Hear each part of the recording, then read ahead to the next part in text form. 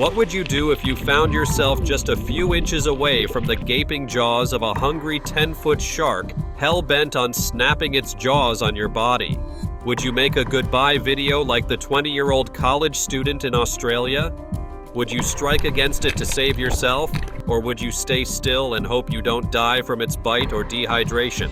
If you think all these scenes come from a movie, think again, as you bear witness to the most terrifying shark attacks caught on camera ever. Number 10. Outer Banks, North Carolina. What started out as an ordinary day with great weather turned horribly wrong when a captain and his crew made bad decisions involving a shark. On July 30th, 2019, Rick Caton, a charter boat captain, took some customers out to sea in North Carolina for a fishing expedition. The plan was to fish for some bluefish and Spanish mackerel, but when one of the passengers hooked in a black-tip shark, the crew decided to reel it on the boat instead of setting it free. Big mistake. The black-tip shark gets its name from the black markings that are usually seen on the tip of its fins. But the major danger is the fact that it can grow up to 7 or 8 feet long and usually attack humans unprovoked by mistaking a body part for a smaller prey. While it is normal for fishes and any other sea animal to thrash about when it is captured and reeled in, the passengers of this boat, as well as Rick himself, did not expect a literal attack on any of them. As the shark was reeled in from the water, it quickly latched onto Rick's leg and clamped down hard. With the timely intervention of another passenger on the boat, Rick's leg was quickly released from the grips of the shark's teeth, but not without some deep wounds on his right shin. After the ordeal, Rick mentioned that the shark was big enough that its mouth went all around his leg when it bit him. According to Rick, it would have taken his whole leg off if he had not had the good sense to push the head of the shark against the corner so it would not shake. Thankfully, he only got off with wounds that he made sure to disinfect right after the shark was pried away from him. When the other passenger brought the knife to Rick, he quickly stabbed the shark's head and back, causing it to loosen its grip on his leg, and after he got away, Rick asked for a Clorox bleach to clean the wound. In his words, there are lots of harmful bacteria in the mouths of sharks, and using bleach to clean the wound was the best option for Rick at the time. But despite the fact that Rick and his crew used bleach, the recommended solution for cleaning wounds caused by shark bites is soap and water. While bleach can kill the harmful bacteria from the wound, it also damages healthy tissue and good bacteria in the body. Plus, they irritate the skin, making the wound even more painful, as Rick discovered after. Alcohols and mild cleaning solutions like hydrogen peroxide are also effective at cleaning shark bite wounds and preserving the skin, but these are not usually handy unless you pack for it on a fishing trip. At the end of the day, and a bad fishing experience, Rick could not decide which was worse, being bit by a shark or feeling more pain due to the bleach. Fortunately, he had a nurse look at the wound and fix him up even better. While Rick survived an attack from a species that is responsible for several attacks on humans every year, he ended the day with a nice meal prepared from the same shark that bit him.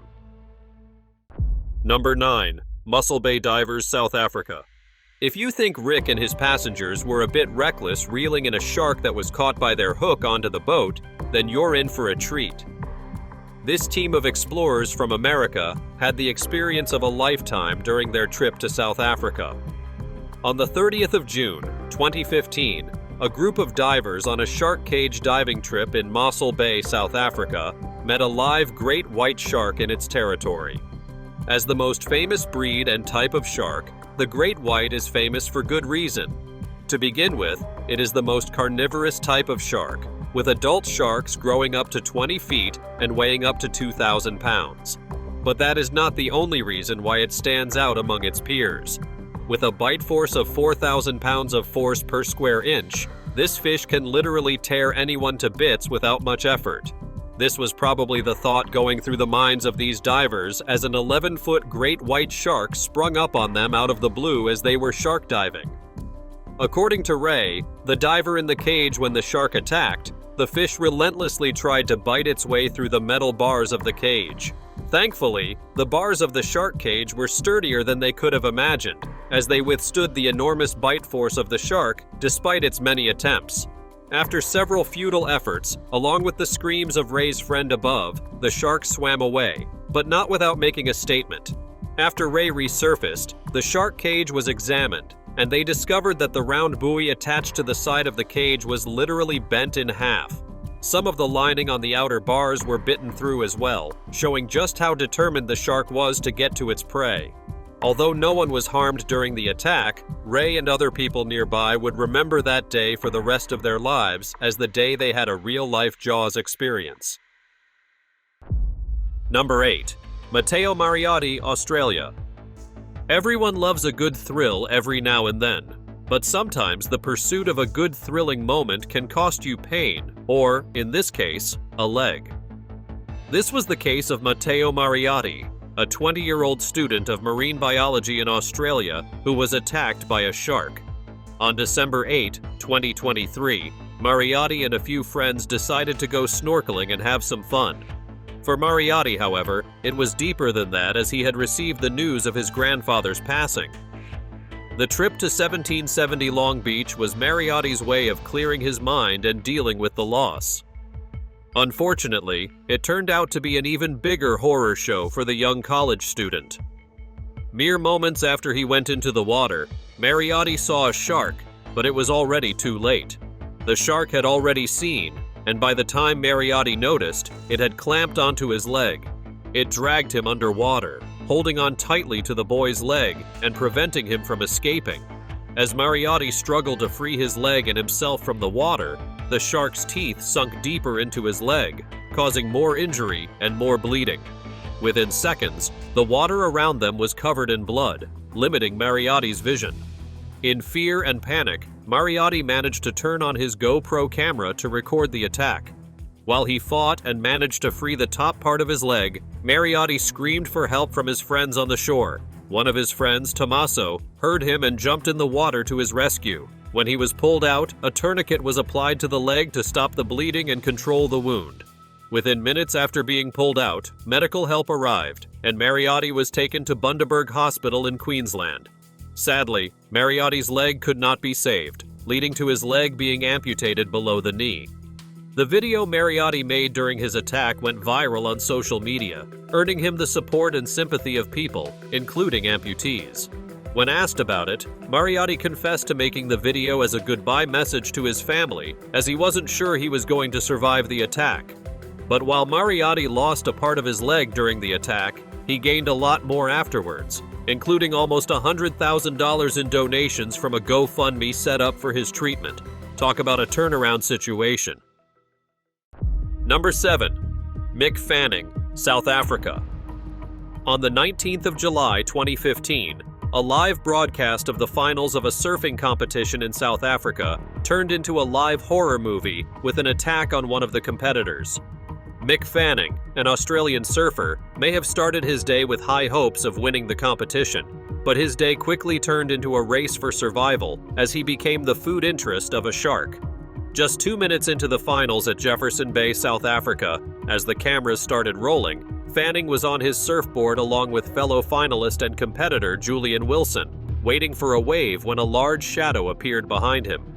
Within seconds, a great white shark approached the Australian surfer, who later reported feeling something tugging on his surf leash.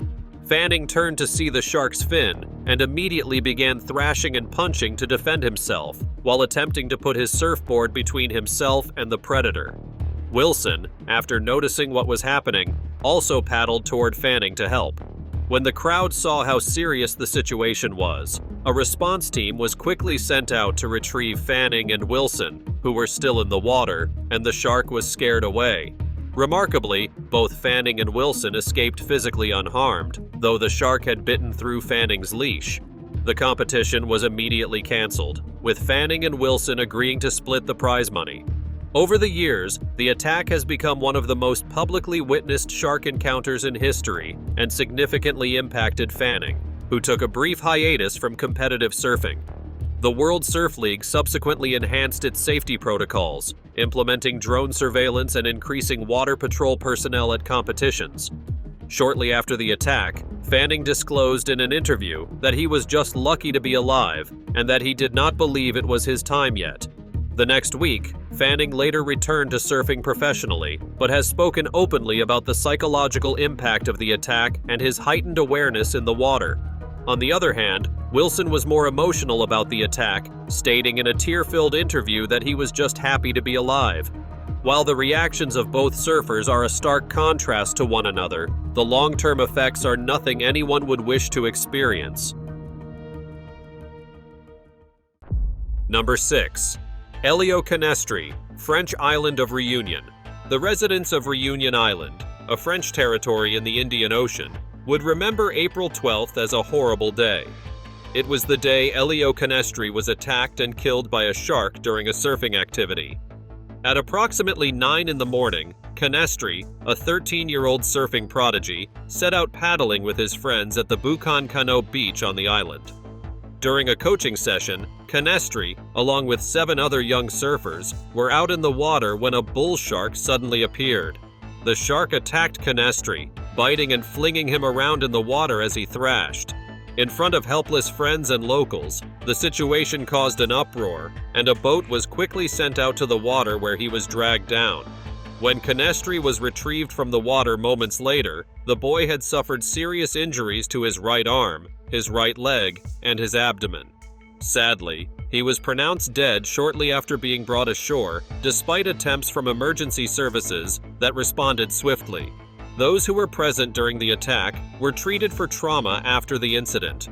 Following the attack on Canestri, reports surfaced on the number of shark attacks that had happened over the years on the island. The need for safety regulations in the area needed to be enforced, especially when the public discovered that there had been 16 shark attacks on the island in the past 4 years, of which 7 had been fatal.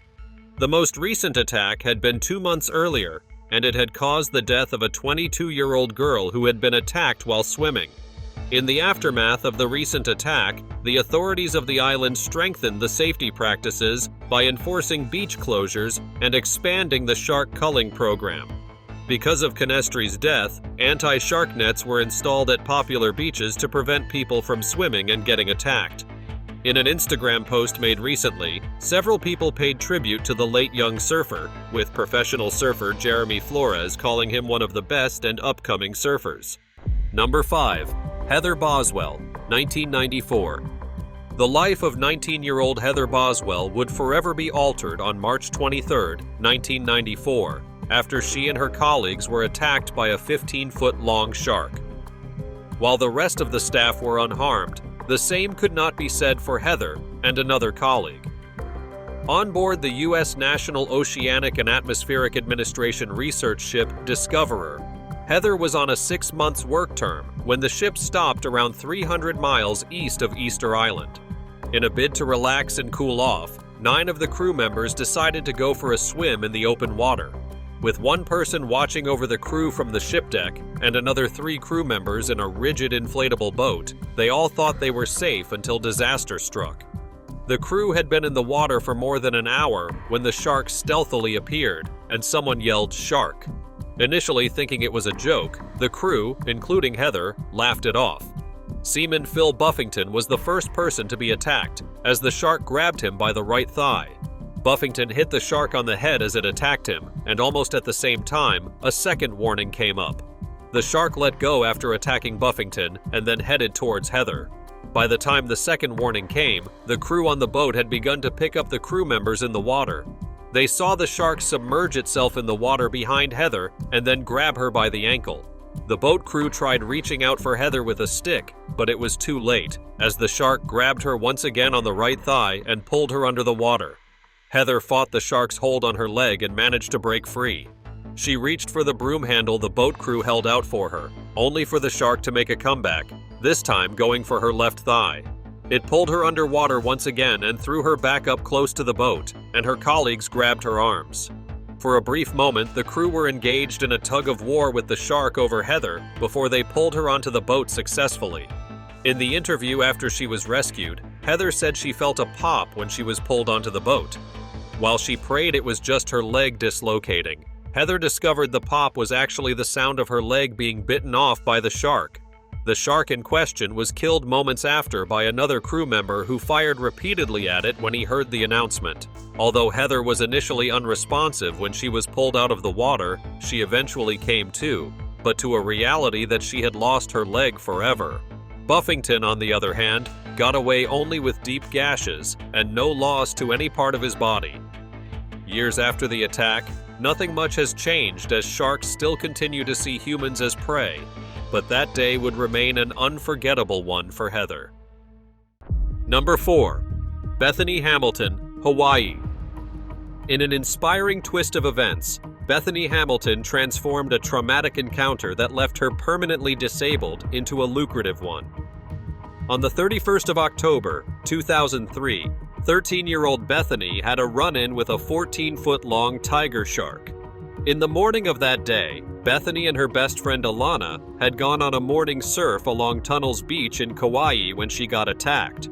She was lying stomach down on her surfboard, her left arm dangling in the water, when the shark approached with stealth and swiftly bit off her arm just below the shoulder.